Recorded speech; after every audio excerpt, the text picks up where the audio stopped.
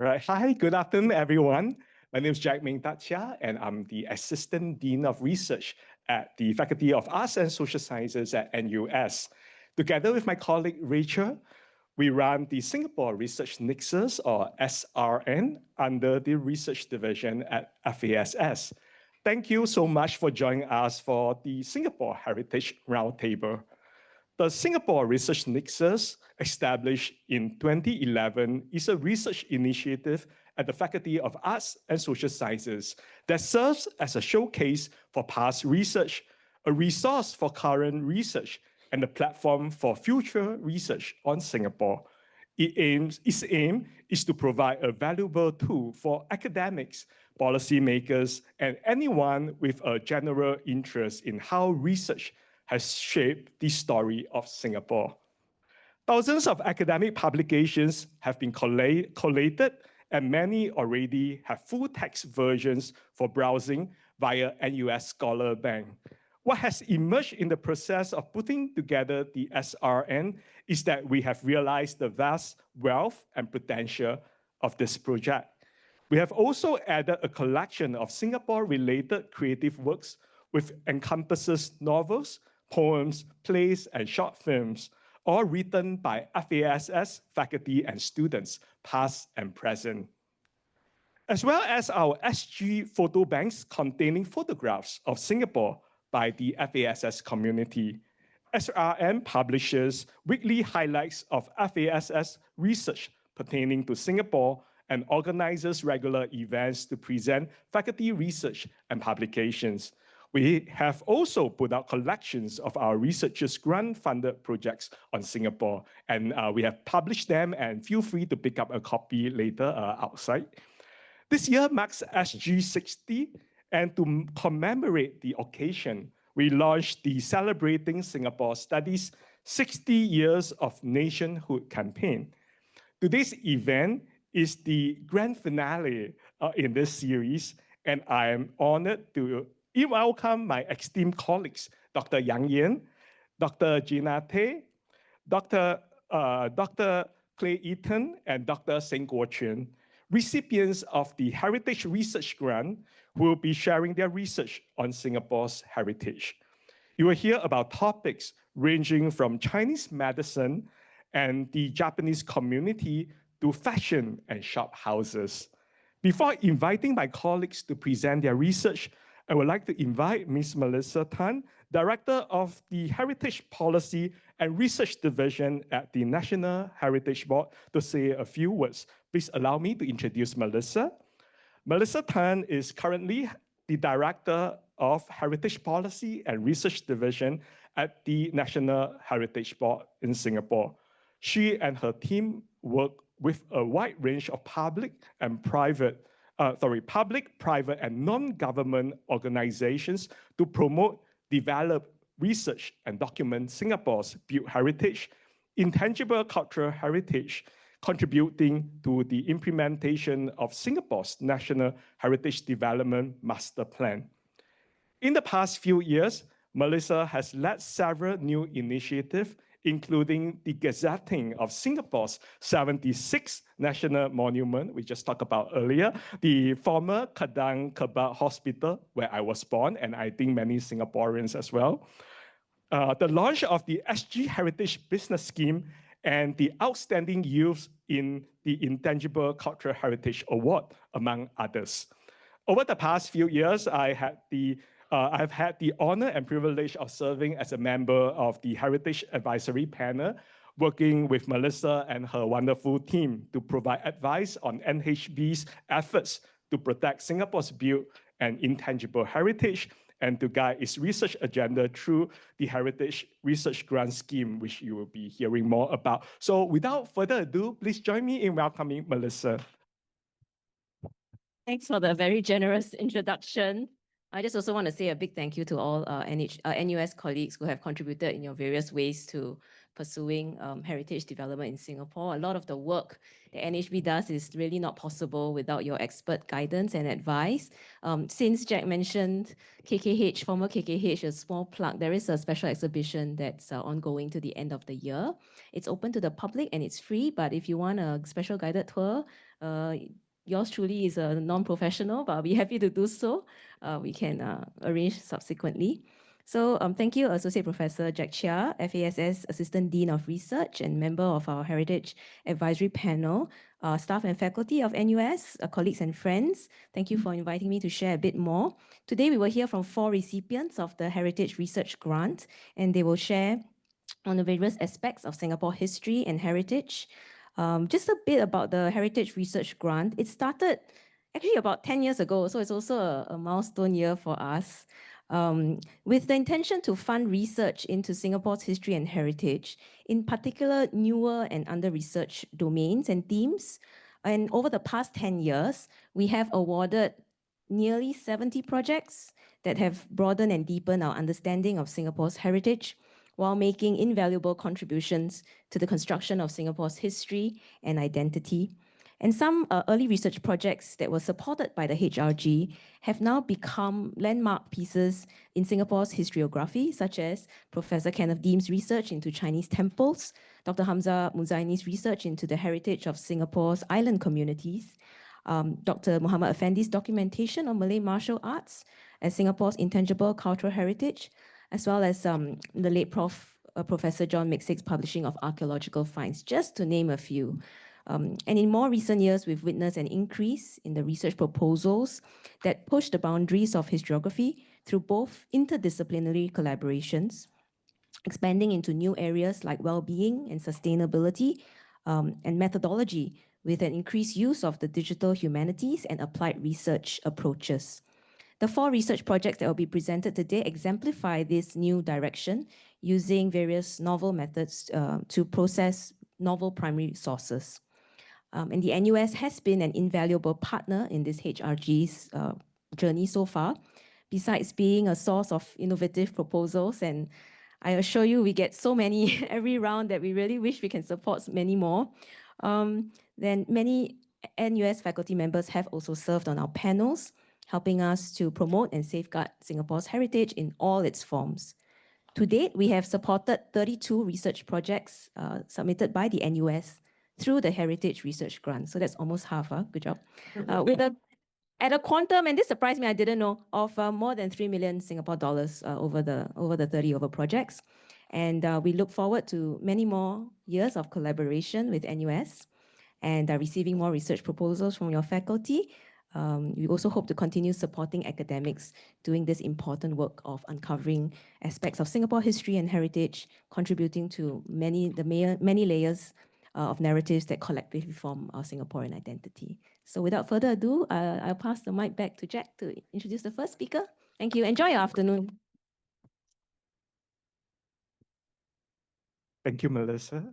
And I would now like to introduce the first presenter for this roundtable, a dear friend and colleague, Dr. Yang Yan. Dr. Yang is a research fellow at the Department of Chinese Studies here at NUS.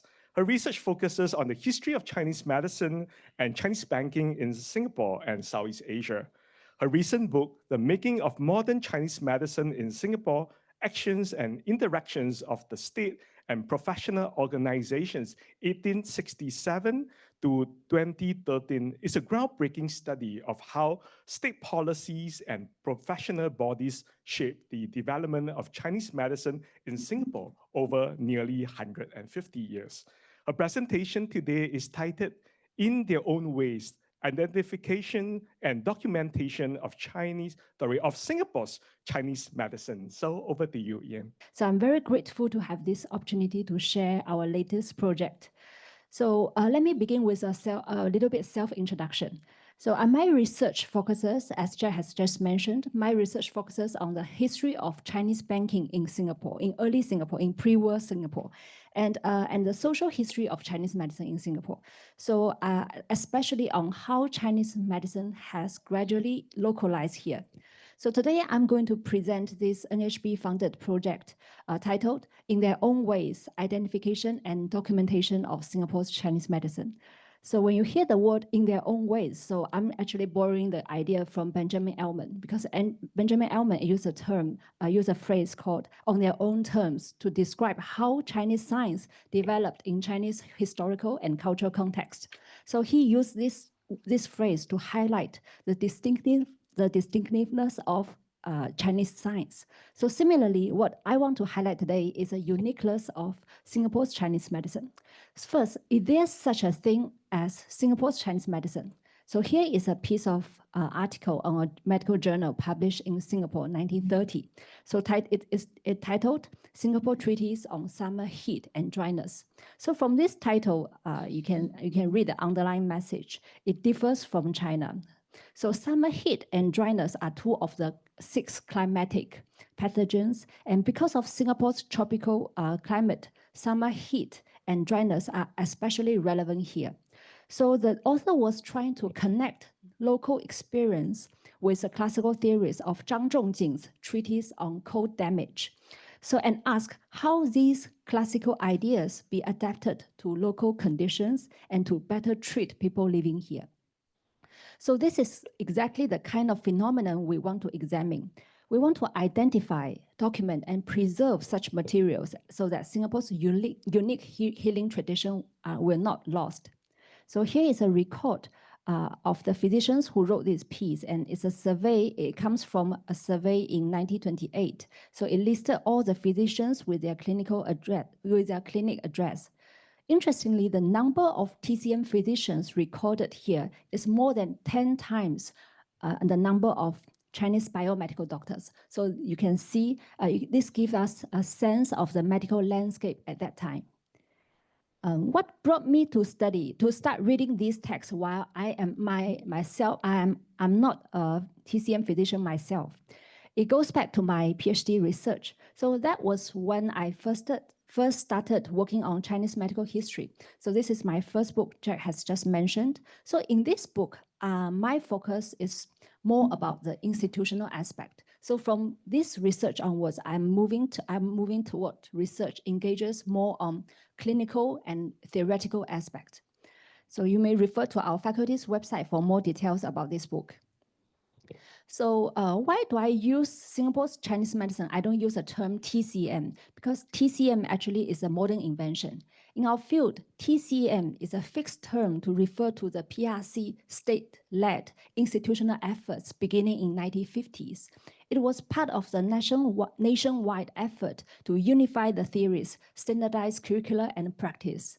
So Volkerscheid has discussed this in detail in his book. Because TCM is such a specific term, so I prefer to use Chinese medicine when I want to highlight traditions fall outside that framework. So I use this term SCM to emphasize its localization and adaptation to within Singapore's context. So SCM really shows a diversity and plurality of Chinese medicine.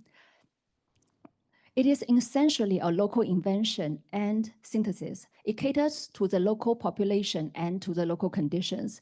So its doctrines, diagnostic styles, practices, techniques, and frequently used ingredients and formula differ from those PRC TCM.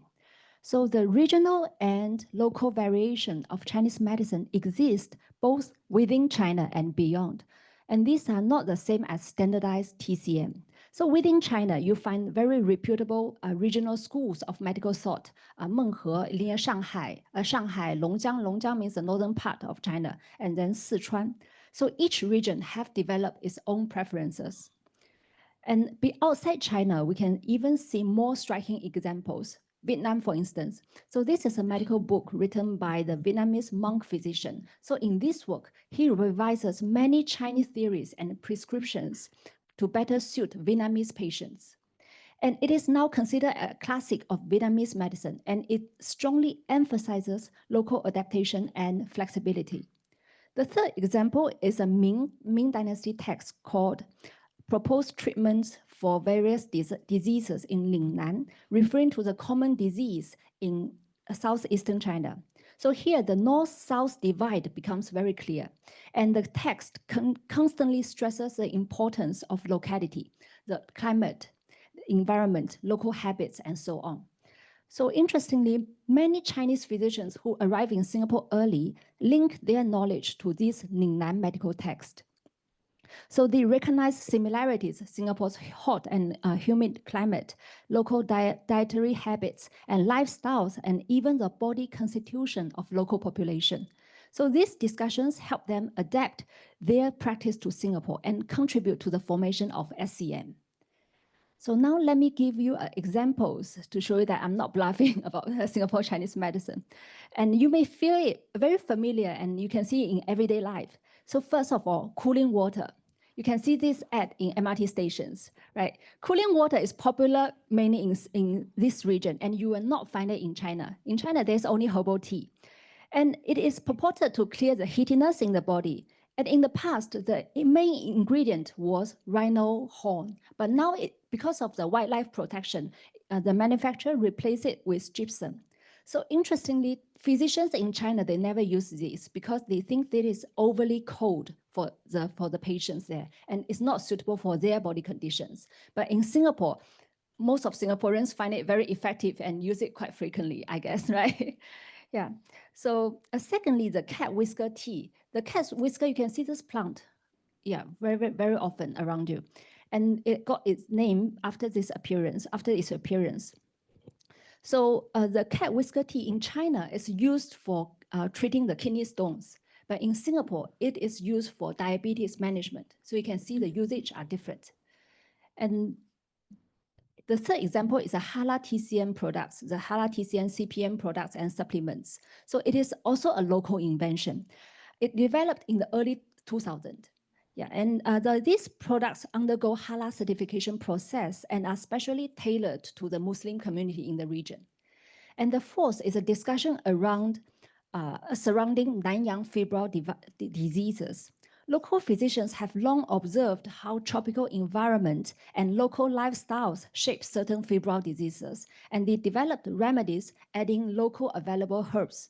So these have both similarities and differences with the febrile diseases described in Mingqing text.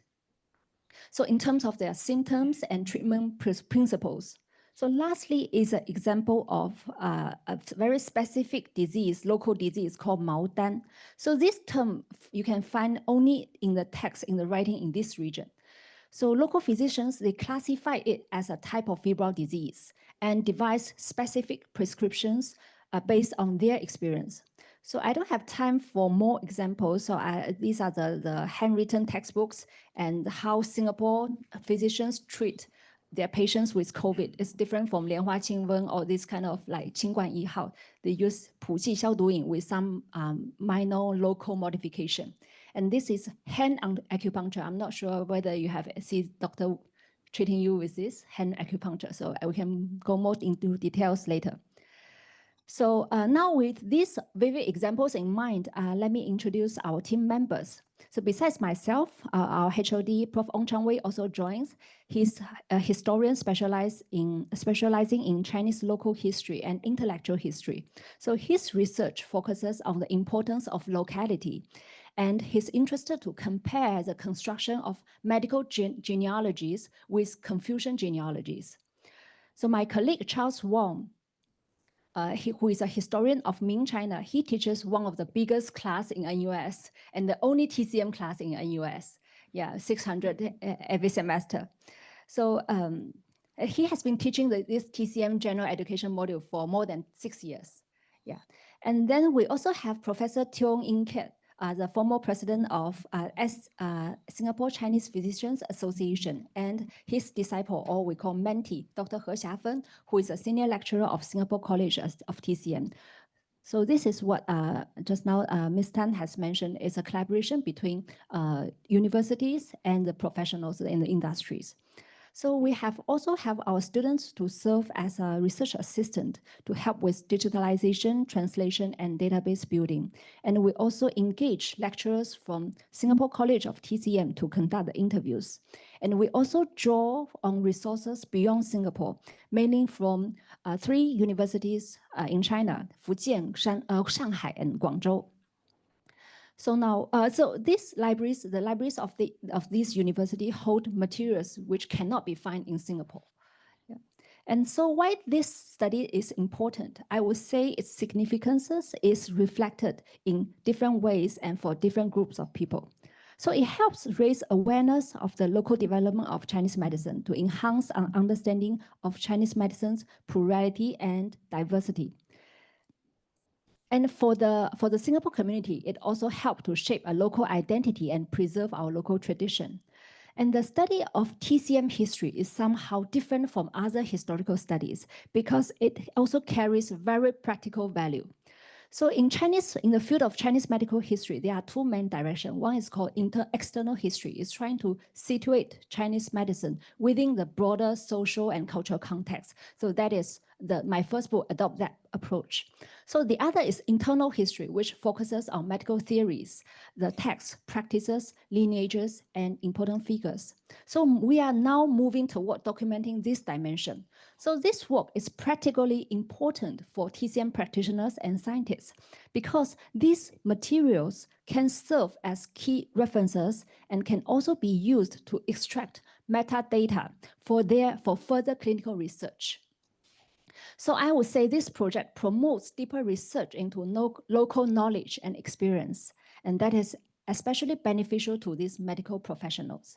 So it also serves as a reference for researchers working on other forms of ethnomedicines.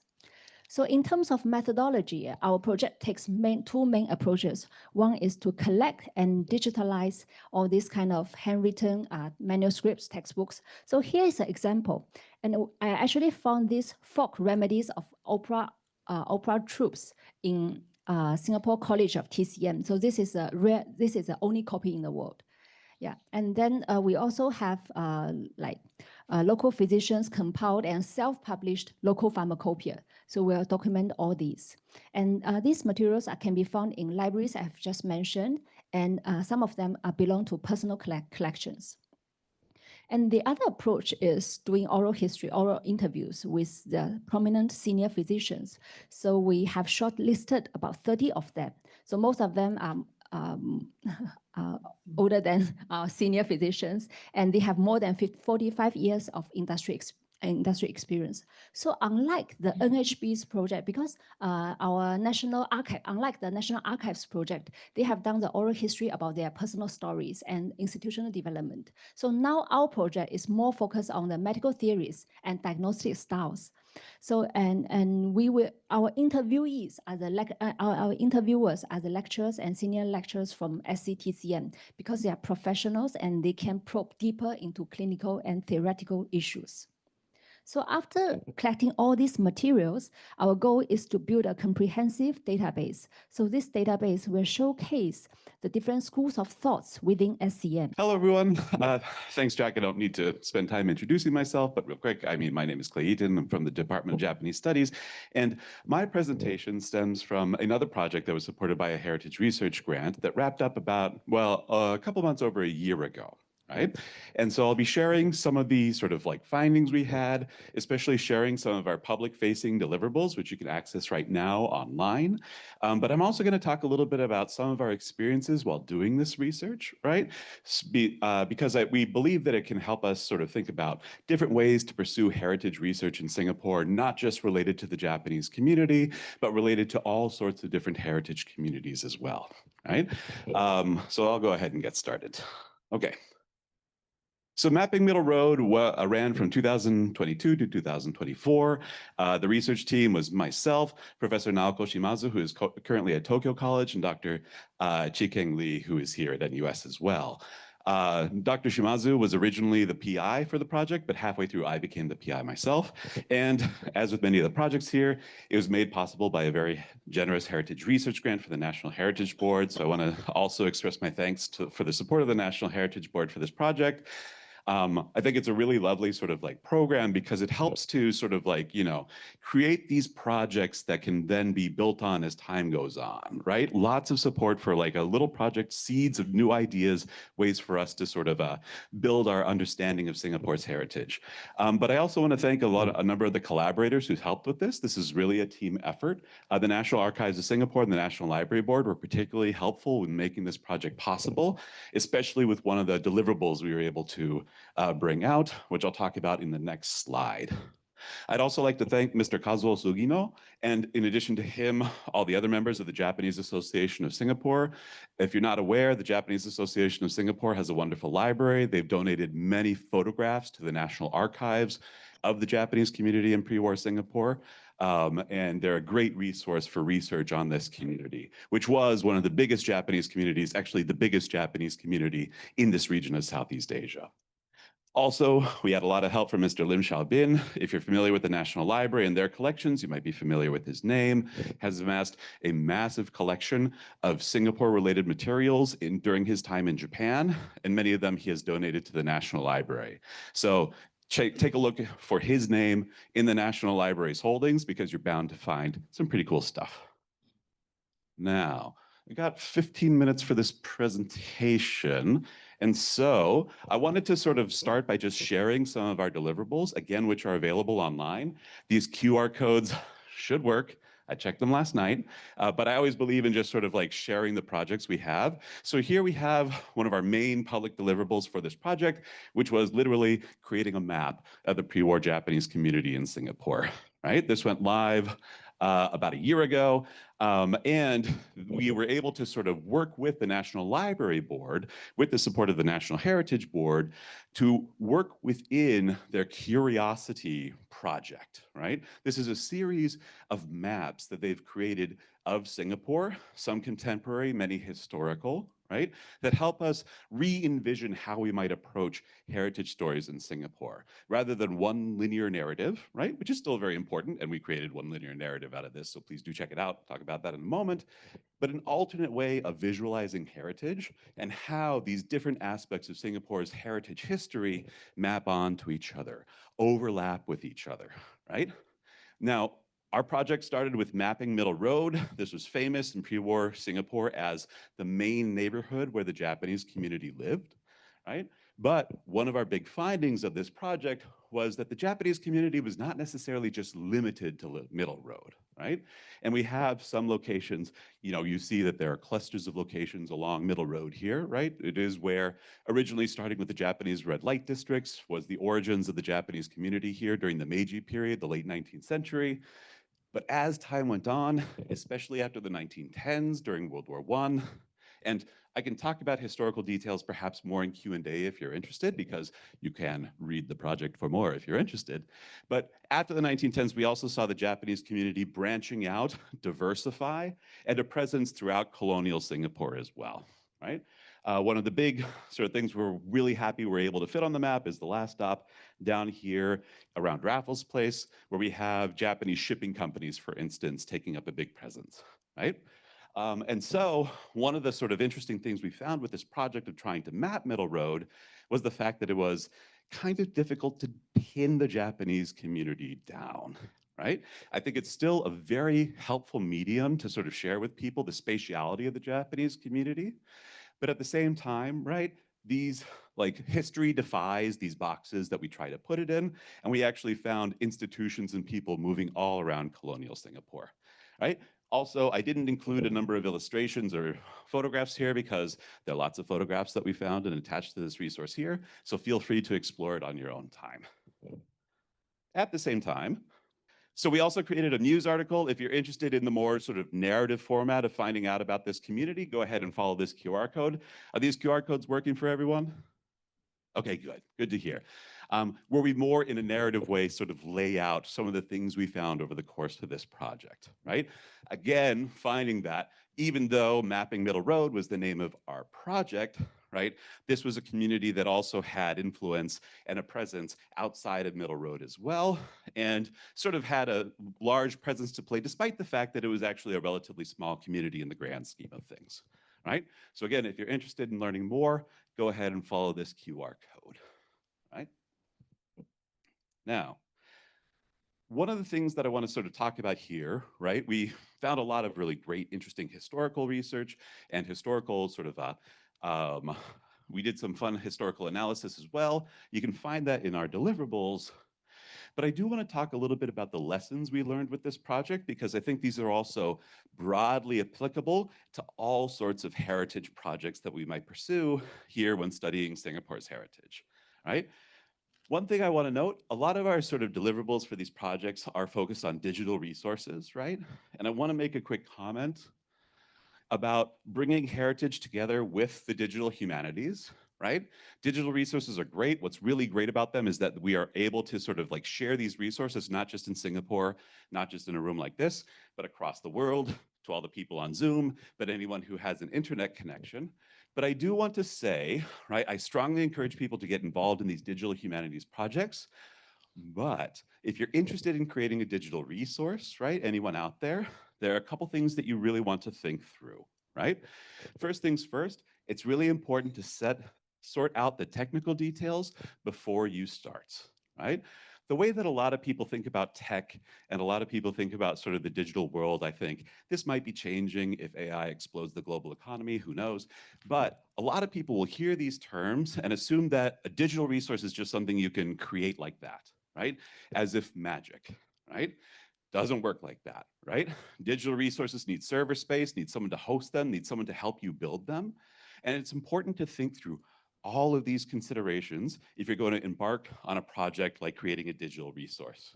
Now, I will just say, right, especially for, I'm a historian, I love going into the archives, I don't know how to code, right? I don't know how to create these digital resources myself, right? Understand your level of expertise, and perhaps identify potential partners that you can work with, right?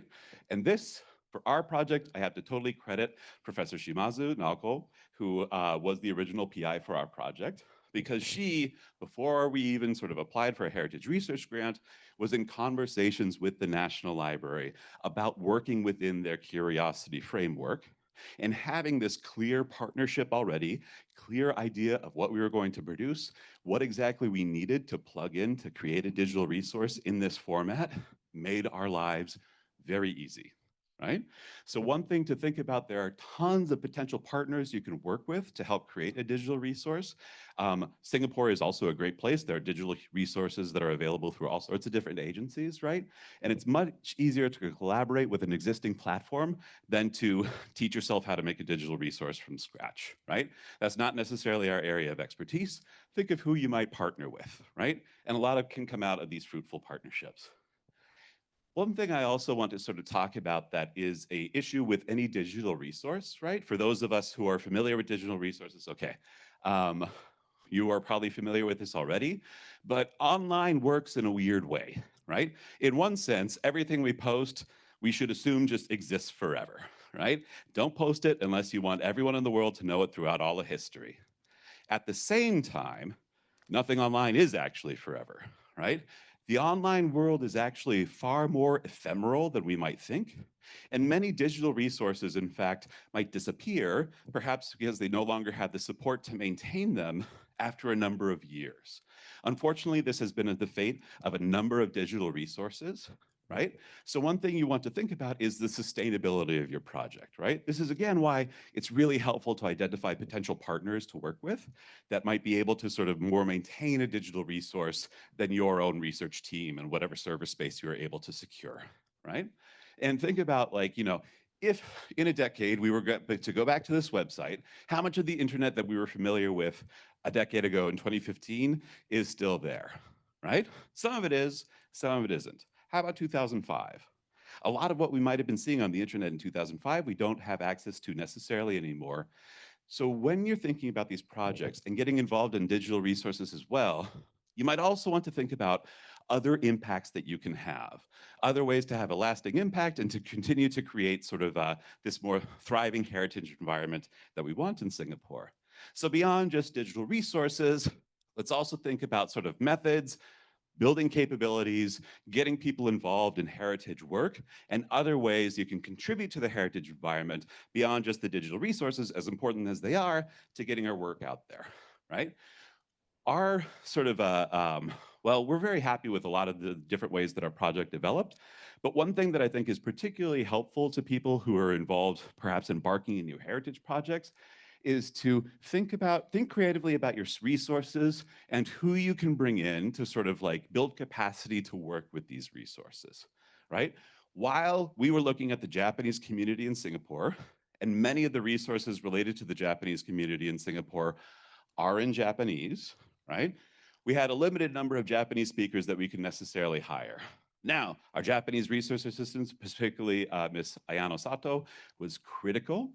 But what we also did to map out this Japanese community was hire students at NUS who didn't necessarily have Japanese language ability, but could look through other digital resources, many of which are incredibly available here in Singapore for the efforts of, say, the National Heritage Board's Newspaper SG project, where they have tons of digitized newspapers that are available to anyone with an internet connection.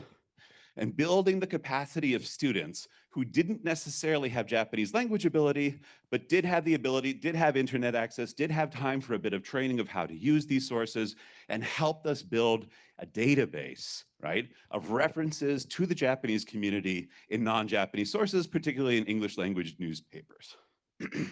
Now, one thing I will say real quick before I get into the details of this is that expertise and language expertise is still necessary here. We had students doing a lot of preliminary research for us, finding information through newspapers.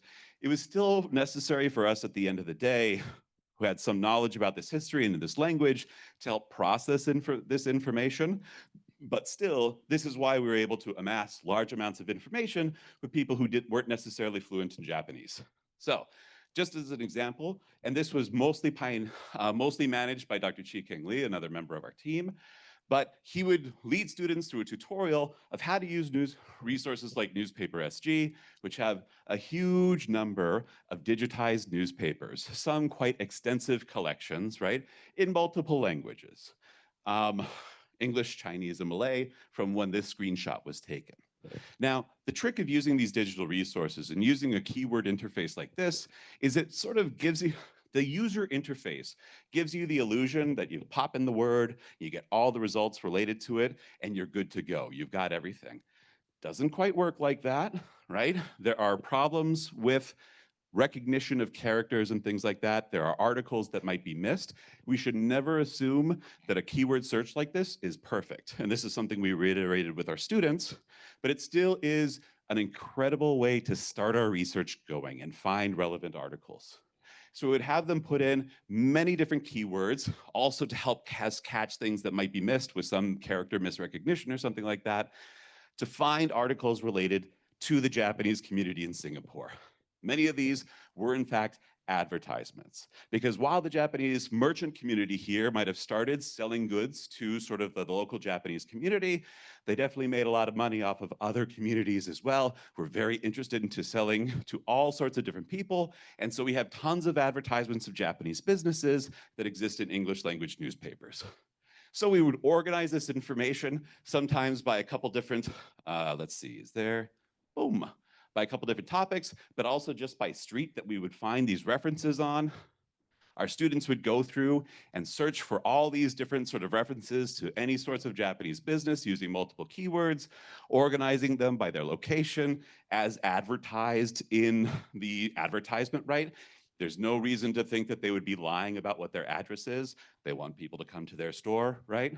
And so this helped us create a sense of where people were and what people were doing at different periods in history.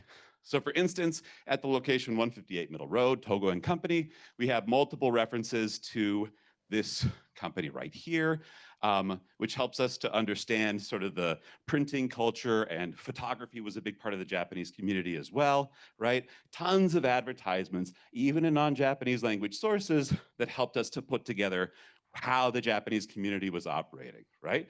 So we could take advantage of the eagerness of our students to get involved in this sort of heritage research, even if they didn't necessarily have the Japanese language expertise to get involved in using our Japanese language sources, which we would work on the other end, okay?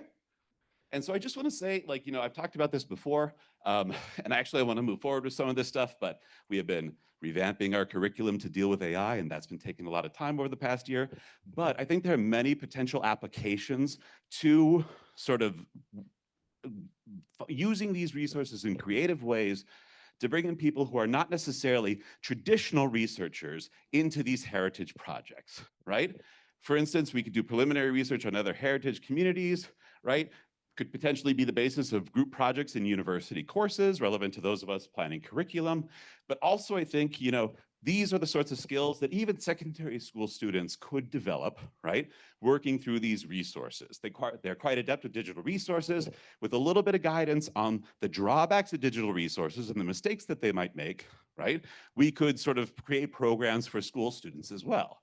I'm in a neighborhood with quite a few retirees. There's a lot of activities at community centers involving the retirees.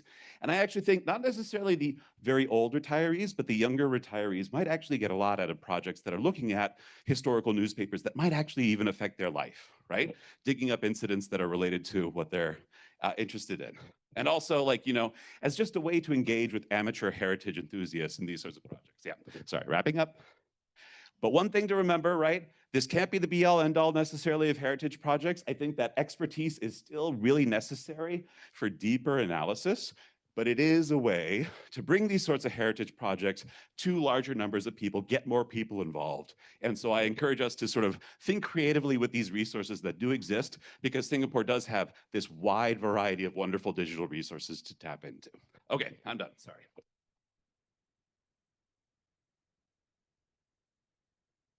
Thank you, Clay, and thank you so much for sharing with us some possible applications, right, for heritage research. So it's very important to think about how we can put research to good use, right, both for policymakers, but also for educators as well. Our third presenter is Dr. Jinna Tay. Dr. Tay is a senior lecturer in the Department of Communications and New Media. She researches and teaches across television, alternative media, and fashion media in Singapore. Her current research is on the emergence and impact of alternative media organizations in Singapore, and her latest grant on Singapore fashion history, sponsored by National Heritage Board, can be found at sgfashionhistories.net, which she will be sharing more, so do check out her website. Her presentation today is titled Reinterpreting Fashion Narratives in Singapore, De-colonising the Modern. So over to you, Jinna. Thank you. Thanks, Jack, for organizing this. It's a pleasure to be here. To get through, the routine of teaching, going to class, marking. It's really lovely to be in the research cinema. And I took lots of notes, Clay, that was so useful. So thank you for that. I'm just going to half read some of my notes to just in the interest of time, right? But I also will talk through some aspects, right? So like Clay, a research like this is huge, and it necessarily produces a lot of trajectories and lots of different kind of areas that it kind of splinters off to. And what I will be sharing today will just be a small snippet, right, of that. I think there's still actually a lot of potential, right, for this project. So I'll start from here in my introduction. In the city-state of Singapore, modernization and progress automatically sweeps the landscape clean of historical debris. So this paper aims to share the research process behind a heritage research project supported by the National Heritage Board of Singapore on the study of fashion shows and fashion media in Singapore from 1950 to 1999, partly as a means of recovering neglected narratives, perspectives, and personalities, with the ultimate aim of understanding some of the fashion discourse of that period. As a multi-sited research, fashion shows and fashion media are the primary sites of cultural consumption, production, and distribution that highlights the shifting roles that fashion occupies in our society. This paper highlights the sites of fashion that the research team has undertaken via archival research into newspapers. In addition, the data collection for this project has also comprised of oral history interviews with persons of interest identified as key players during this period of Singapore fashion history. This paper will focus on the methodological processes in conducting primary archival research to uncover the thematic concerns, narratives, and conceptual relationships between the fashion and the city. The paper also discusses the conceptualization of the project's fashion history website, as well as demonstrates some of the findings of this historical research into fashion media's role in constructing and shaping the nation as it is today. So just framing this as part of the kind of media history, right? And also the project ended a while ago, so it finished in 2023. And to this day, I'm still, I just traveled to South Korea to present something on this, right, a couple of months ago. Okay, so in a way that this project has had a lot of interest from people in the region and fashion researchers around the world. All right, just our limitation is myself, my time. I'm unable to do much more or give any more papers. So two of the publications that we have, one of it is for Muse, right? So it's come out on Muse. The other one is International Journal of Fashion Theory, right? That has also taken on this report and this paper. And it has been presented in conferences in Italy, South Korea, and New York. All right, so some of the deliverables of this project was that we wanted to really create a digital outcome, a website, a fashion website that people can actually look at. So we wanted to have part of our deliverable as a website. And in the website, we were going to actually excavate a lot of the different newspaper archives, right? And dig up all these different narratives and intersection and discourses that we thought would be interesting, right? In highlighting what was fashion like and over this very vast period, okay? The one of the limitations for this project was that I was the most senior person in this project, and a lot of my RAs had either gone on to jobs in the middle of the project, which meant that there's a huge kind of turnover as they took on, full-time work, and they were unable to continue with the project. So I think, what Clay said about the team building, right? This was my first project, and I think the team building is an absolute kind of something that to really think about, right? When we're engaging in this sorts of research, right? Otherwise, you're left with this whole project and you're just holding by yourself, and that's very difficult. Okay. But yeah, I had to help a lot of students to conduct the oral history interviews, right, to excavate some of these articles, right? And also part of that was the capacity building, which I thought was really important, given that fashion is not really widely studied, I think, in Singapore, right? It is something that we are very concerned about, something that we hold very, precious to ourselves. Like, we're very proud of our SIA uniform. We're very proud of our Peranakan heritage and all that. But at the same time, there isn't that much, right, that is taught to our students, right, in Singapore itself. Okay, there's quite a lot of research, but there isn't a lot of courses that's really devoted to this, right? So in my introduction as well, I'd like to acknowledge the generous support of NHB. Without this grant, we would never have been able to compile much of the man hours that are required to build this database and pay for the listings and the websites and produce the fashion, website and articles, right? And also, I have to thank my team, right? The long-suffering and enduring team that came through, which was one of our research assistant at that time, Yap Wei Ti, who has now gone on to become assistant curator at ACM. So we're very proud because she's actually she's gone on to it's the project has actually built capacity right within Singapore. Angeline Wong, who has also gone on to become a full-time staff at the Singapore Fashion Council, right? Okay, and then two of our FASS students who are longtime researchers, one of them has graduated from honors year and is a teacher now at Raffles, and the other one is at MND. All right, so I think my team of people have actually gone on to bigger, brighter things, and I'm very happy, right, that we did this and we wrote those articles together. All right. Multiple sites was chosen for this project: fashion shows, fashion media, departmental stores, dressmaking, and beauty schools, right? These were the multi-sites that we thought and identified as key sites where fashion or the idea of fashion comes out of. But for the purpose of this grant, we only focused on fashion shows and fashion media in terms of the kind of mediation, right, of these sorts of approaches.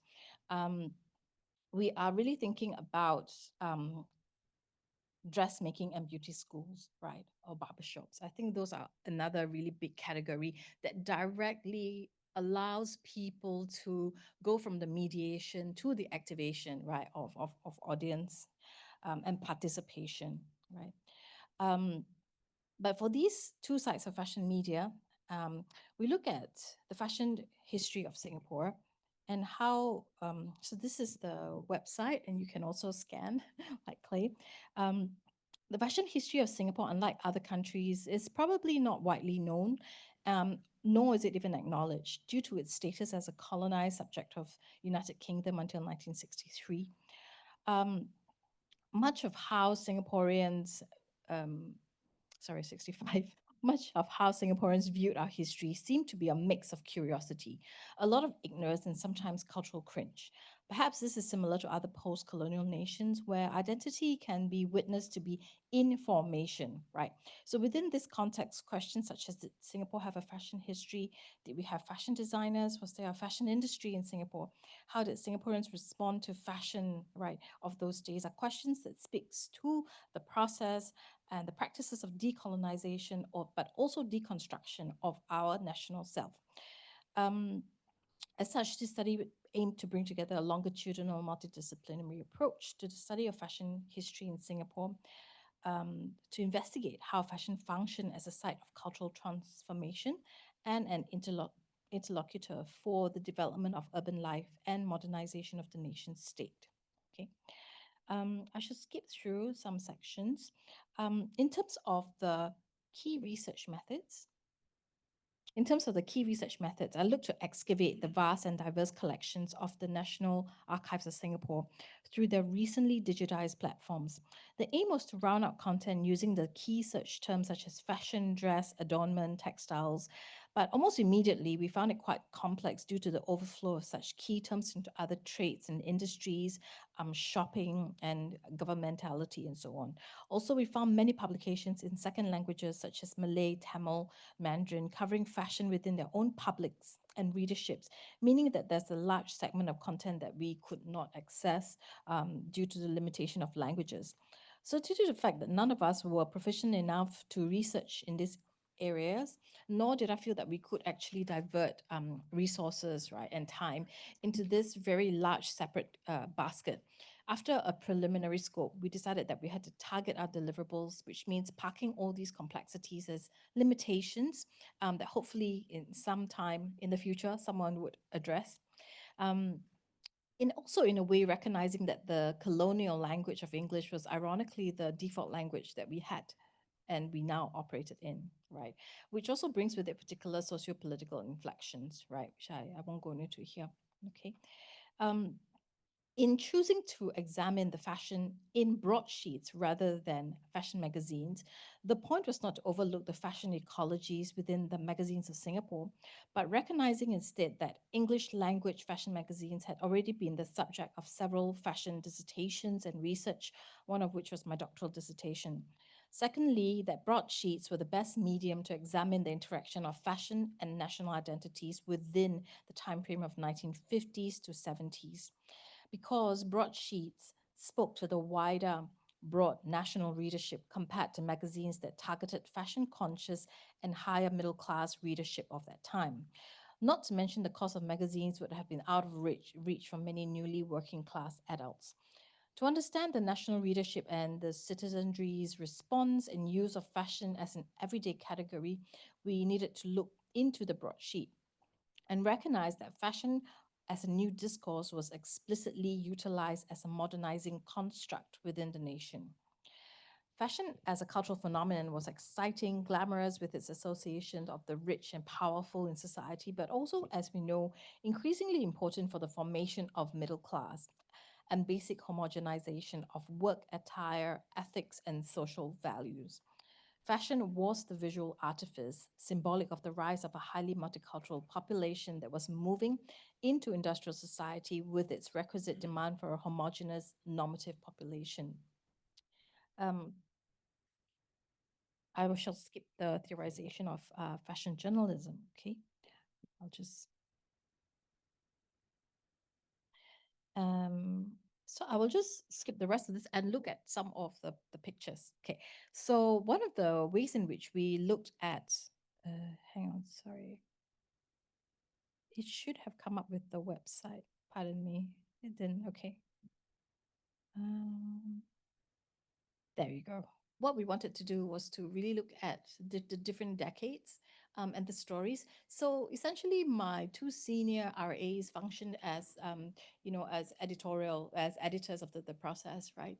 And underneath them, they had two FASS student researchers, and underneath that, we had lots of ad hoc students who wrote a lot of these articles, from LaSalle to NUS students to, I'm not sure, some of them from NTU and so on and so forth, right? So wherever my RAs worked, and they worked across many different places, they recruited students from those sites as well. Okay, so some of these we kind of centralized to the idea of themes, of spaces, people, and culture. Right. So looking, for example, at some of these different articles, drawing together some of the different strands in the database, and then coming up with a key kind of comment on that, right? So they would write an essay about the rise of Singapore's fashion model, the ideal Singapore girl in the 1960s, how newspapers manufactured the ideal Singapore woman in 1960s, that sort of, idea, right? So that you can get a sense of what they were doing in there. The heritage of Singapore's uniform, how fashion advice columns shape Singapore's national and feminine identity, right? So each of these actually produce very interesting kind of spin-offs, right, in all these different directions that the students and our own researchers looked at, okay? Okay. Right, so these are parts of the oral history interviews, okay? So these are the parts of the recording from Pat Crowell and so on and so forth, right? So interesting persons of interest. Like, one of the limitations was that quite a number of, we actually highlighted 20 persons of interest that we wanted to interview. In the end, we only found 5, right? A lot of these people had actually moved out of Singapore. We couldn't locate them. Some of them unfortunately have passed away, and so on and so forth. So, it was still very interesting, right, to run through this list of persons of interest and to understand their contributions. But of course, we couldn't interview everybody, right? And that was part of the limitation of time, I suppose. Yeah, so that's part of the database, very similar to what Clay was doing, right? Looking at personalities like Roland Chow, Edith Chung, right? But I think just 3 colonizing perspectives that kind of arose out of this, like fashion journalism, as really as a practice in which, the journalism and fashion as 2 different categories that came together, right, to be something that we might understand as modernity, right? So fashion as a noun has come to refer, right, to a temporality or contemporaneity, a system of power and capitalist industry that was conceived in Europe and exported to the rest of the world, right? So the kind of understanding that really fashion was really this kind of construct of power, and also was a construct really of what we understood to be modernity, right? And then fashion also as part of the kind of labor and professionalism of that period, right? Recognizing really, the idea of the Chonggarong, for example, right? The kind of trying to insert the kind of decolonized context of trying to understand who we are as a people, the construction of artificial kind of ideas of who we are, trying to include people at the earliest time, right? Trying to be so inclusive and trying to put all these different things together. Whether it worked or it didn't, right? It was a different question. We won't probably kind of have time to go into it. But of course, fashion as labor and professionalism, right? So fashion as the kind of real artifice in which we would then get dressed to go to work, and what it meant for women to step out of their roles as mothers, as sisters, as kind of homemakers, to take on labor out there, and how a lot of the kind of columns and advice columns would then tell people how to dress, what you had to look like. You have to buy like pointy shoes, you have to like have crisp white shirts and so on to go to work, right? So these sorts of columns died down from the after 1960s, right? It just disappeared. They were very critical, right? And one of the columnists, I think she's still around, and she actually is a very proficient businesswoman now. But yeah, so it's very interesting how the kind of labor and professionalism was regarded. And I'll just end off with this really beautiful photo from Academia SG of women going to work, right? So the kind of semi-professionalization that was still taking place, if we look at that, right? We had women going to work in their traditional costumes, some people going to work in the kind of Western wear of shirt and dresses, right? But then lots of people in their own ethnic wear, just going to work, right? And we don't see this sort of thing anymore, right? So it kind of really contrasts the way in which people, fashion, I guess, constructs the way in which we think about who we are and how our professional self actually works. Okay, so thank you. Thank you, Jinna, for your really fascinating research, impressive website, but also very impressive job placements, right, of the RA as student assistant. So I think very interesting also to think about, right, is that how the research grant not only supports researchers, kind of exciting work, but also it contributes to training the next generation of heritage researchers, right? So I think that's something really important.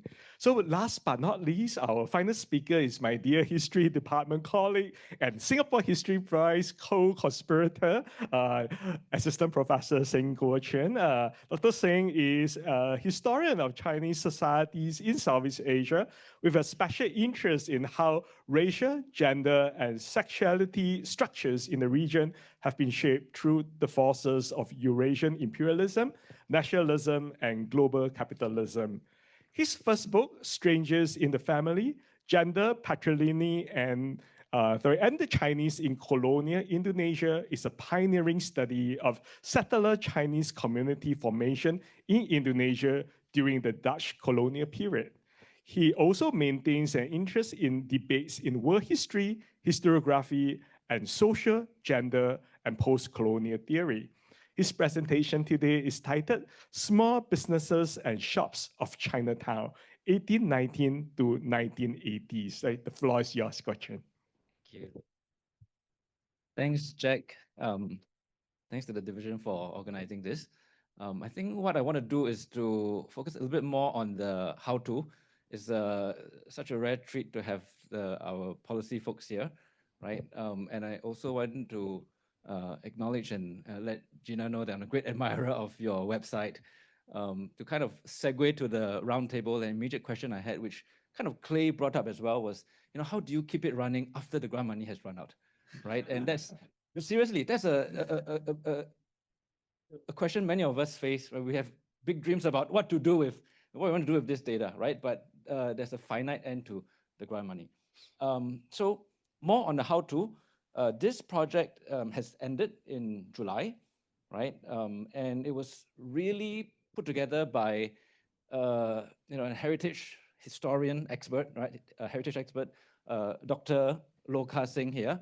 And Ka-Seng is very on the ground, and he has his nose on what NHB needs, right? But and what Singapore needs as well, right? But he, of course, is not always just there to fit what NHB needs, right? He always has delivered something critical, right? And I learned about it later on that, so I have been working on shopkeepers for a while, and Ka-Seng got in touch, said, hey, let's get together to do something on shops. And if we know Ka-Seng, he's a social historian. He works on, right, history from the bottom up. And it's also true that, we have, interestingly, had a fair amount of research done on history from the bottom up. So workers, sex workers, right, rickshaw drivers, if you've read Jim Warren. But it's not so much this kind of, if we can, use the sort of Marxian term, right, petit bourgeois class, right, which is the shopkeepers. So his co-conspirator, Stephen Dobbs, an Australian, who has written sort of the book on the Singapore River, also working class history, right, on the stevedores and all that. A PhD student, Jeremy Goh, who is doing a PhD at Warwick on Chinese banks in Singapore, specifically OCBC. But for this project, he's working on remittance, right? Chinese remittance shops in the social history of, life at the shop front, right? And then, of course, last but not least, actually the most important person, our kind of connection with the community in Chinatown is Lin Wong, right? If you've read about or heard anything about Lin Wong, she single-handedly revived a festival that has died, the Qi Qi Festival, right? So if you look out every year in July or August, there's a huge festival organized by the Cantonese, used to be, right? But she has single-handedly revived this. She almost lives and works in Chinatown in her own Huiguan, Gongzhao Huiguan, Huigun, right? Okay, so it's a coming together of similar research interests, but we have a very interesting model, right? So something to talk about later on as well. So Jinna had written a dissertation, right? And you kind of knew what you want and you were there to build capacity, right? And it's so amazing. You have trained curators for Singapore. I've met Wei Chi as well, right? So wonderful people. Ours was a slightly different model, right? All of us were interested in the social community history of the shops and in the place we have come to call Chinatown, but all from very different angles, right? And so we kind of all, how we proceeded with the project was we will meet every now and then, right? In retrospect, we could have met more. I'll talk about this a bit later on. But we met for meetings maybe about 5 or 6 times over the course of 2 years. And those were really helpful, right? But each of us kind of pursued our own projects. We shared the resources, right? And one of the, I feel NUS's biggest contribution we can make is that we have a wonderful library, right? And it is a library that if you're not based in NUS, you don't have the membership, right? You can't really have access to all the journals and all that, right? So Ka-Sing is not an employee of NUS.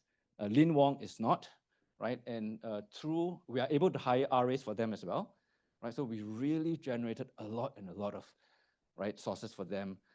And it's not only for publications, I will show the publications as well, but it's just to build the capacity so that when Lin Wong is out there doing her presentations, right, she is really speaking from like solid research, right?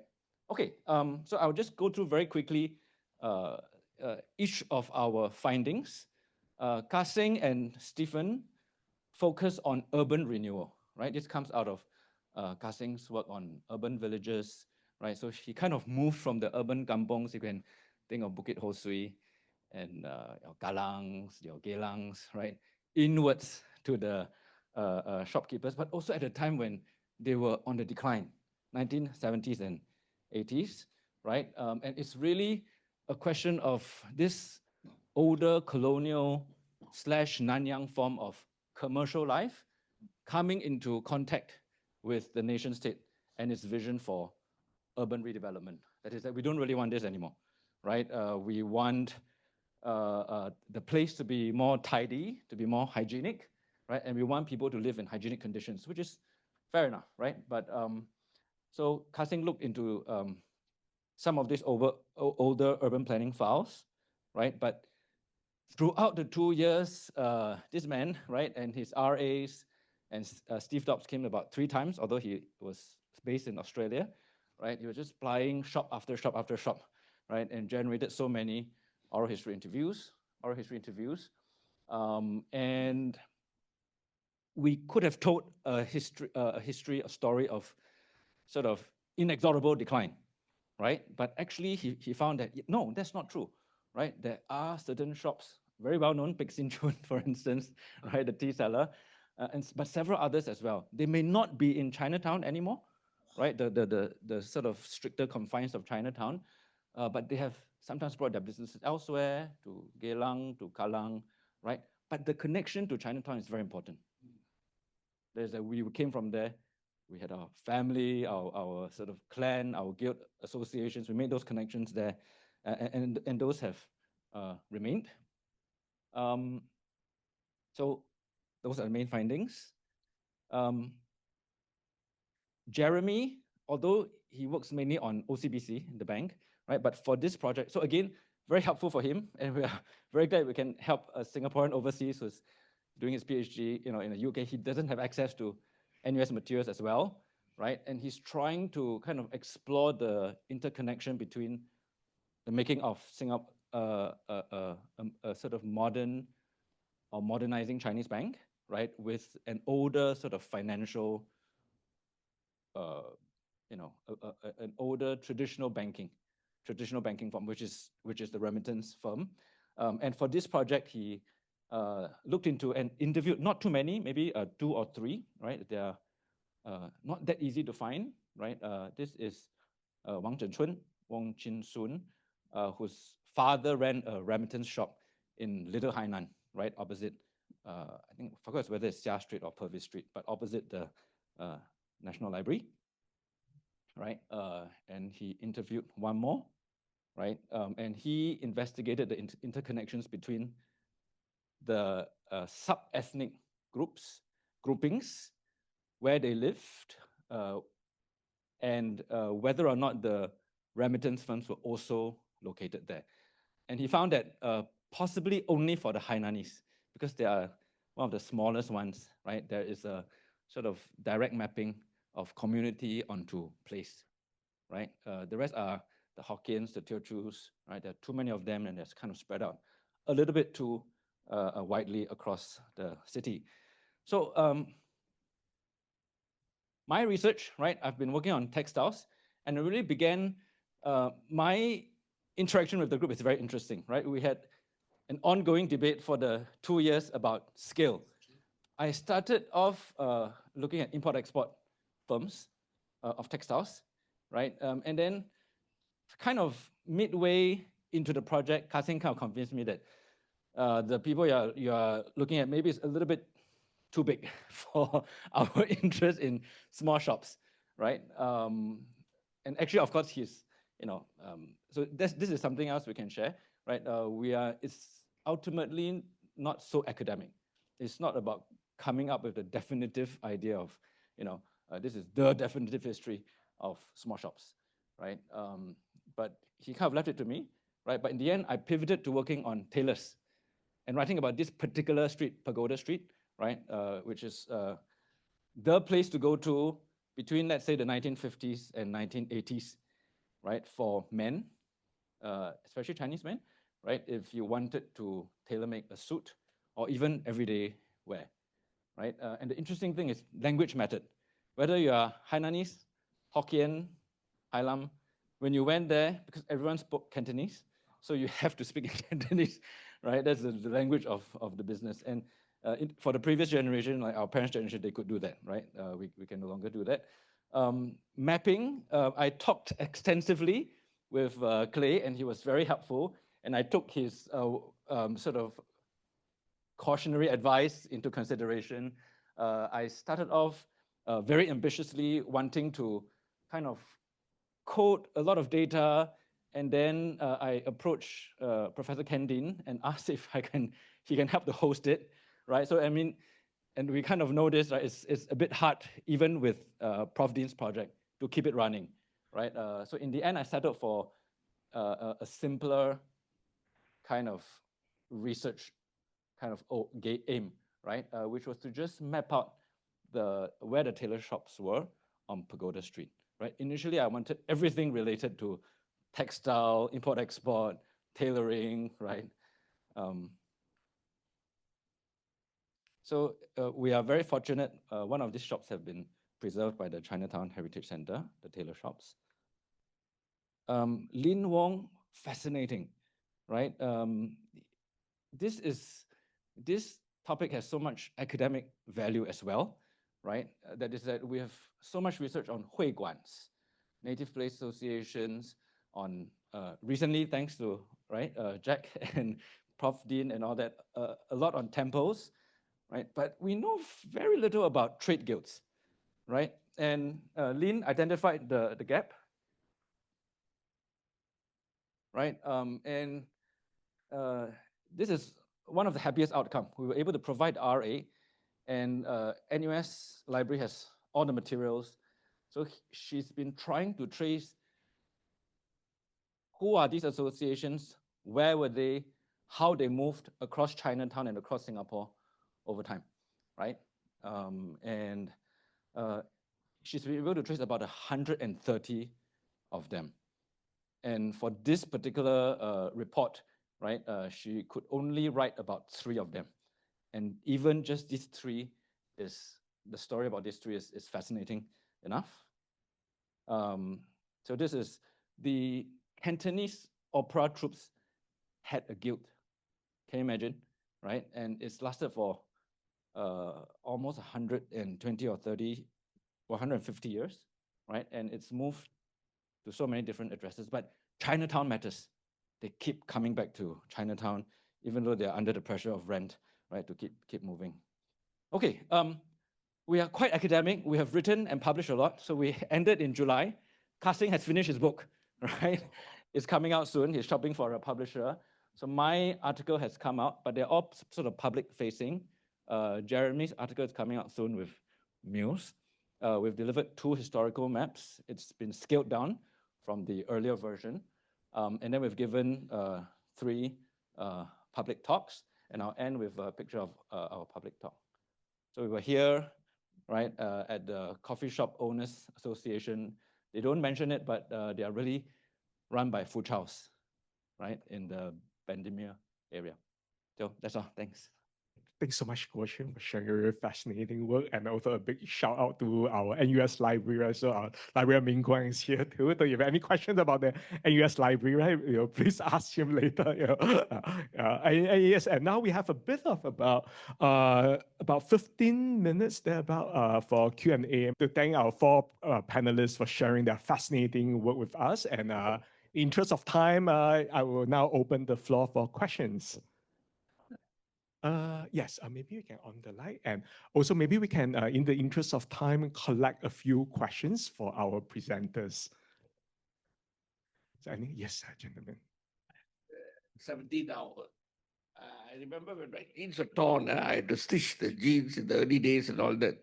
But lately I noticed the torn jean has become a fashion. So did your research cover the torn jean? And so in which part of Singapore history that torn jeans came into a fashion design? Yeah. Yeah. And do you have any questions from the audience?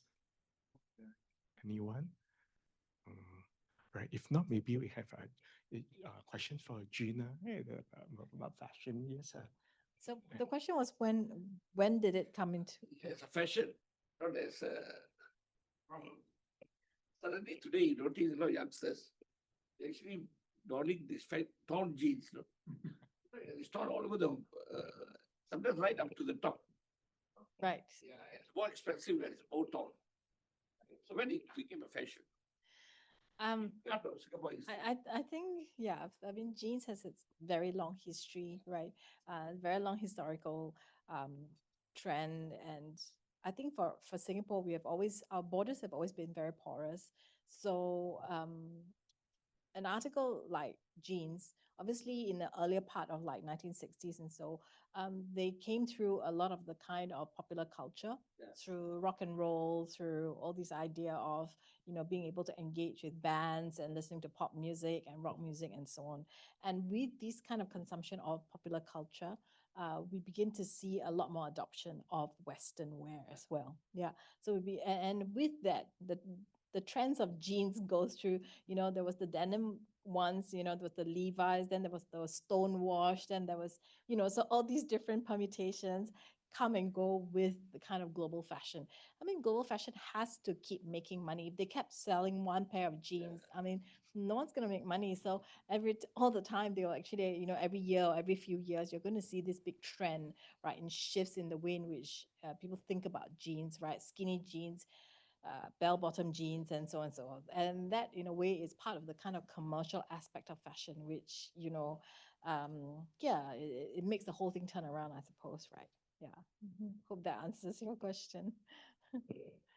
If I may, like the question I asked Jinna, like how do you keep your website running? And I think there are a few of us who have run websites, like if we're interested, and because we've also taken public monies and done so much research and there's a lot of data, like is there a way to deposit, right, this question maybe Yang Yan can help reflect on, like how do we share the data? Because when I started, I know that NHB has funded so many Chinatown projects in the past, right? But we have some reports, but it'd be really good if some of the data we have already collected can be shared with, can make publicly accessible. Yeah. So how do we do that? Yeah. And I think it's a real problem, right? I mean, I think You keep it running. Your own money. So actually, we did pay, because I think for the website that we used, we had to pay 2 years in advance or something like that for the website. But it recently expired, and I actually just paid for it by myself, right? Yeah. So, but I can actually also ask my department whether they will sponsor it. So because department, and previously because I was assistant dean, we also have our own pocket of research. So I was dipping into my own research to pay for it as well. So if they say no, I'll just pay it, because all our effort in creating that, like we couldn't just let it be shut down. But I think if there was a better way for us to deal with this in a policy way, so that these websites don't actually die, I think that would be a very good solution to this. Yeah, because otherwise we risk losing everything, right? So that it's good for digitization. Digital kind of means global, but of course it also creates a limitation in terms of cost. Yeah. Thanks. Anybody wants to say?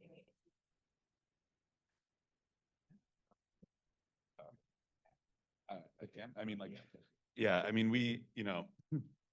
I mean, this is one of the reasons that we worked so closely with the National Library from the beginning, right? And again, that's all Naoko who's liaising with them and creating this relationship, because I had been involved in some previous digital humanities projects where halfway through it's like, okay, who's going to host the website?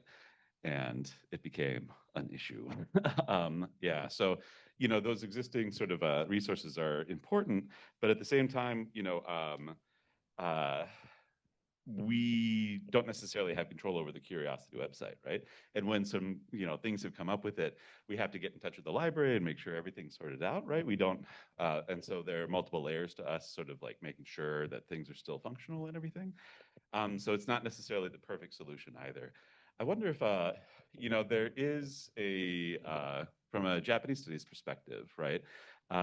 There's an interesting sort of also smaller grants meant to create educational resources in a program called Japan Past and Present, where they have their own centralized website where they host all the projects that have gone through with them. And they've just started out, so they don't have much there yet, although it's growing, right? And so having sort of like, one centralized website is potentially a solution, but then, you have to sort out all those issues. And I understand that it's like more complicated than just saying, let's all create a website, right? So I don't have much to add, but again, for those of you who are interested in these sorts of projects, finding existing partners might be a thing to consider, right? Before you start the project, before you apply. Yeah.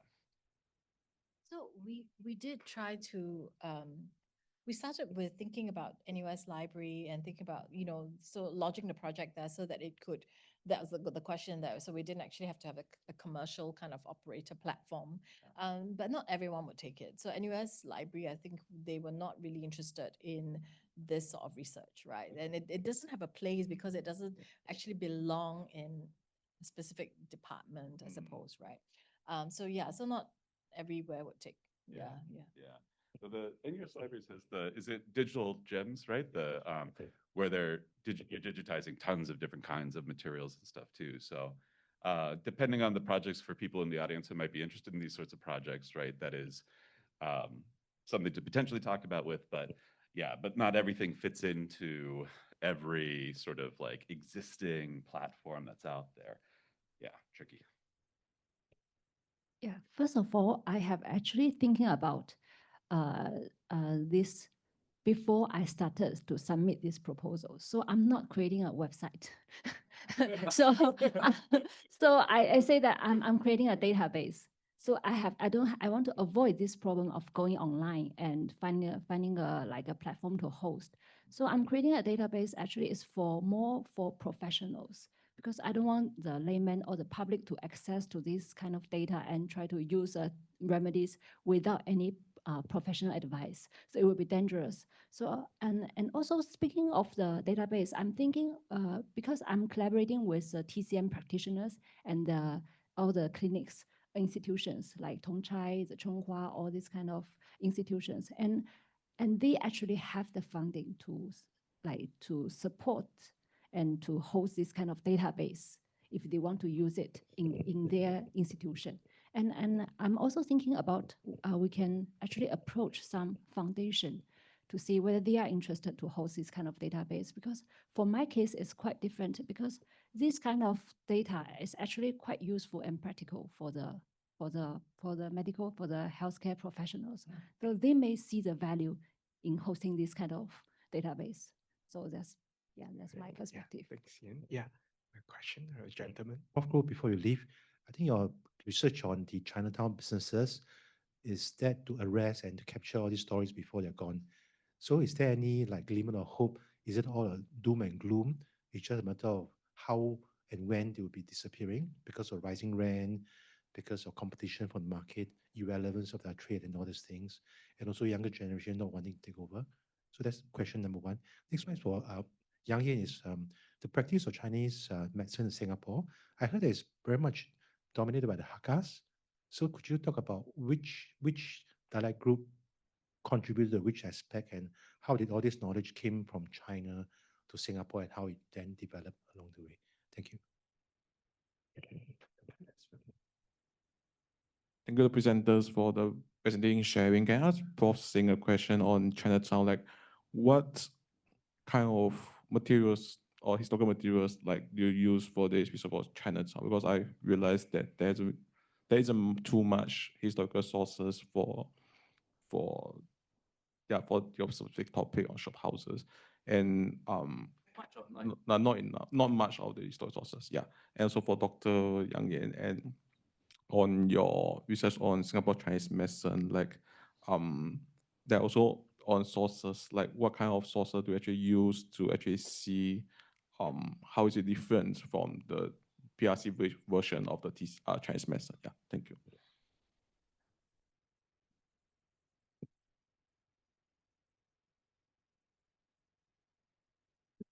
Guo-Quan, your question for you as well. Yang Fujie, in this case, who were the customers and what sort of clothes were they specializing in? Because it's a high concentration of tailors there. And are they sort of like shop owners as well? So there are all these considerations, right? And then the time period, are we talking about only from 1950s to 1970s that sort of concentration existed? So really, I'm intrigued because it's, not everybody can afford a Western suit like this or whatever. I'm not sure.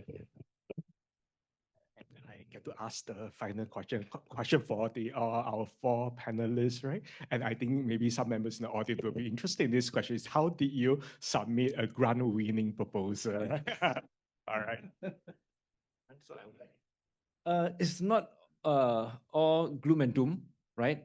From a certain point of view, yes. Once the government decided we'll redevelop the area, the critical point was 1993.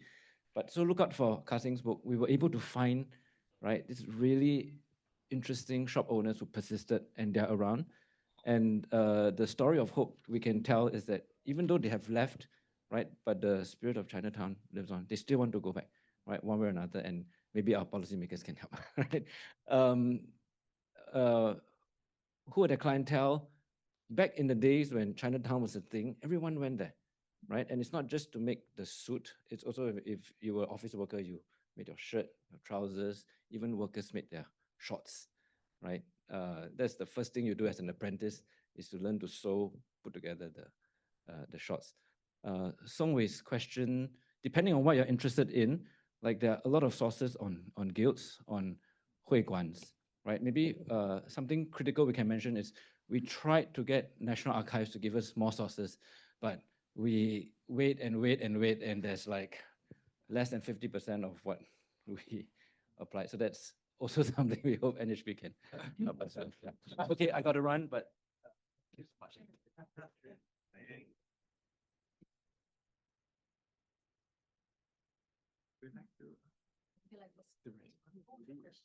The question is, how did you write a grant winning proposal?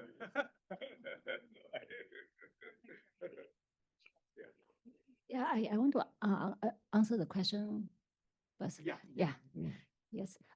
Actually, for the medical halls selling the herbs, it will most of them are run by Hakas. You are right.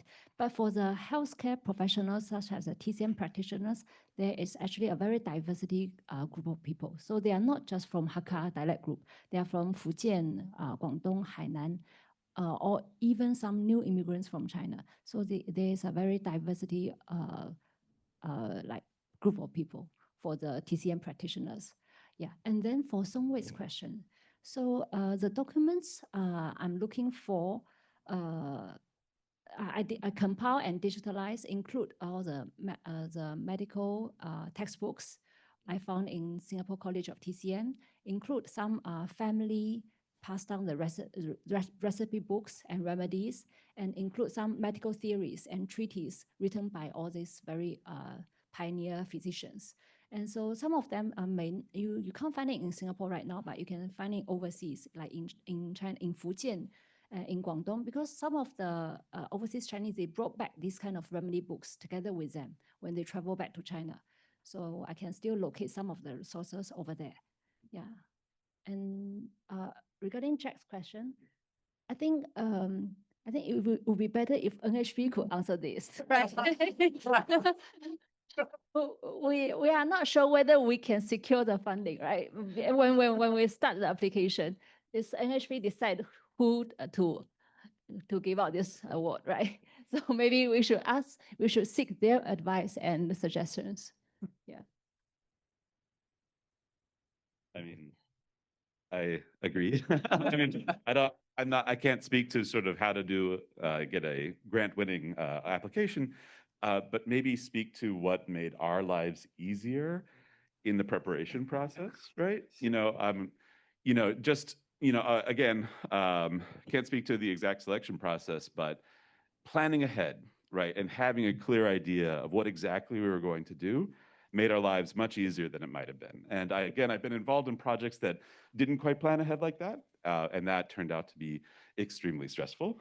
And so, I mean, I am sure that having a coherent plan and more detail and a clear idea might be something that might be looked upon favorably in an application. But regardless of that, as someone who is involved in one of these projects, the more work you put in early on, the better, the easier your life will be. Hopefully that's a little helpful. Yeah. Yeah. How about Jinna? I think I concur with I think the key thing is we need to know, I guess, what NHB is interested in. But also, of course, I think if our passion shows through, like in the research, and we know that this is a real gap that we've identified, right, in Singapore history that really needs to be addressed. I think if we can justify that, I think they recognize that, like, that is a genuine piece of research, that actually there's a huge gap there that needs to be dealt with. And I think that's a authentic kind of thing. But I think in terms of the actual project, what made it through, I think that's something that NHB can maybe enlighten us on. She asked Published criteria. Hi, so for the research grant, there's actually published criteria in which grant is assessed by. So firstly, there are certain themes listed on the website, if you're interested. Also certain priority themes as well. So we've identified gaps in historical understanding. So if your research falls into these priority themes, then you will be awarded bonus points, let's say. Also, we look at various other criteria like your methodology, how robust it is, your team's experience, the research questions, the proposal, deliverables that you promise as well. And also addressing some of the earlier questions about hosting websites and things like that, right? We do recognize that it's very real problem sustaining some of these websites. So we would encourage you to try and identify existing platforms. If those are not available, then considering also some of the primary research materials that are generated should be shared with the archives. So if you've conducted oral history interviews, these can be also deposited with the National Archives. Also, the archives does do web archiving. So any .sg website is actually eventually archived by the National Archives. So, so that is another possibility. But yes, I mean, it's true. You need to also consider what's the long-term sustainability of your website resource.